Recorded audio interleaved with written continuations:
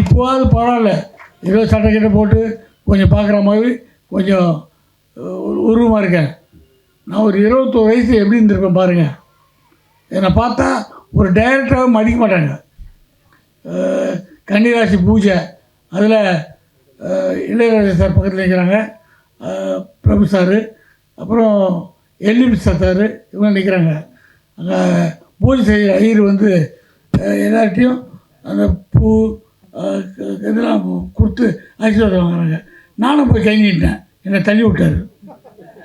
அப்புறம் ஏதோ தீர்த்தம் எதை கொடுக்குறாங்க, நான் போய் கை நீட்டேன், தள்ளிட்டார். இப்போ ஏதோ தேவையில்லாமல் ஒருத்தன் வந்திருக்காங்க. அப்புறம் இளையராஜா சொன்னார், இவன் தாங்க டைரக்டர். அதுக்கப்புறம் ஒரு ஏகடியே மந்திரம் சொன்னார்.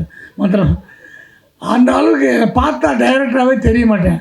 அப்படி ஒரு உருவம் இருந்த என்ன, இவன் ஒரு டைரக்டராக ஒரு கதை சொல்கிறான், இவன் நிச்சயமாக ஒரு நல்ல படம் எடுப்பார் நம்பி எனக்கு கால்ஷீட் கொடுத்தாருல, அந்த தெய்வத்தை நான் ஜென்மத்துக்கு மறக்க மாட்டேன்.